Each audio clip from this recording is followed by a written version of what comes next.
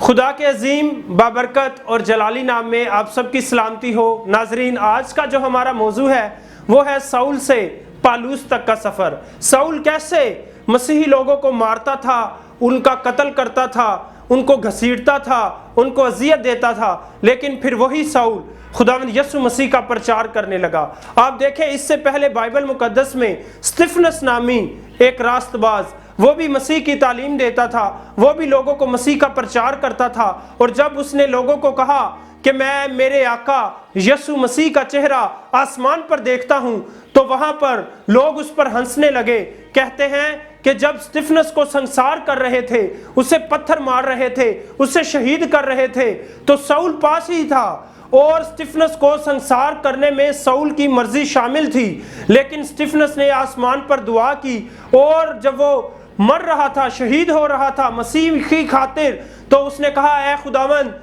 ان کے لیے میں دعا کرتا ہوں، ان کے گناہ ان کے ذمہ نہ لگانا، اور اے خداوند انہیں معاف کر۔ کہتے ہیں کہ جب ایک راست باز دعا کرتا ہے نا، تو اس کی دعا آسمان پر سنی جاتی ہے۔ جب استفنس کو شہید کر رہے تھے تو ساؤل پاس ہی تھا،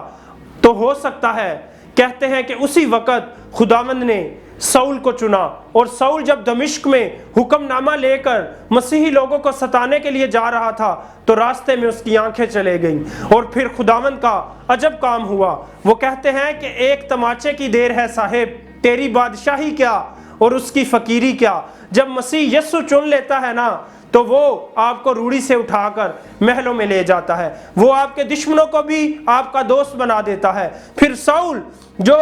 لوگوں کو سنسار کرتا تھا، وہ مسیح کی خاطر خود سنسار ہونے لگا۔ وہ جو لوگوں کو اذیت دیتا تھا، وہ مسیح کی خاطر خود اذیت اٹھانے لگ گیا۔ وہ جو لوگوں کو مارتا تھا، اب مسیح کی خاطر لوگ اسے مارنے لگے۔ وہ جو مسیح کا دشمن تھا، وہ مسیح کا عاشق بن گیا، وہ روحانیت میں ڈوب گیا، خداوند اسے ملنے لگا، مسیح یسوع اس کے اندر بولنے لگا۔ اس نے 14 خطوط لکھے۔ کہتا ہے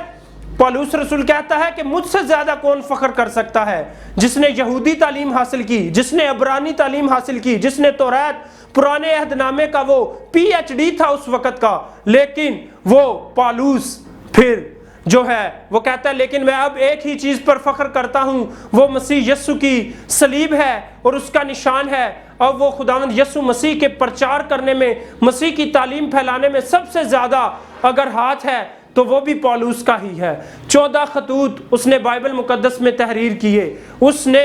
بہت ساری تعلیم مسیحیت کی خاطر پھیلائی، اور وہی ہے جسے رسول اعظم کا لقب ملا، اور وہی ہے جس نے جوک در جوک مسیحیت میں قوموں میں جا کر منادی کی، وہی ہے جس نے روحانیت میں ڈوب کر مسیحی اہلیات، مسیحی تعلیم میں، مسیحی تھیالوجی میں سب سے زیادہ کنٹریبیوشن بھی رسول اعظم پالوس رسول کا ہے۔ ہم اگلی ویڈیو میں جانیں گے کہ کیسے پالوس رسول کی پیدائش ہوئی، کیسے پالوس رسول نے تعلیم حاصل کی، کیسے اس نے سفر کیے، کیسے اس نے مسیحی تعلیم پر اپنے آپ کو سنسار کیا، اپنے آپ کے لیے دکھ اٹھائے، لوگ کیسے اس پر ظلم کرتے رہے، لیکن وہ مسیح کا سچا عاشق اور وفادار سپاہی بنا۔ بہت شکریہ، تھینکس۔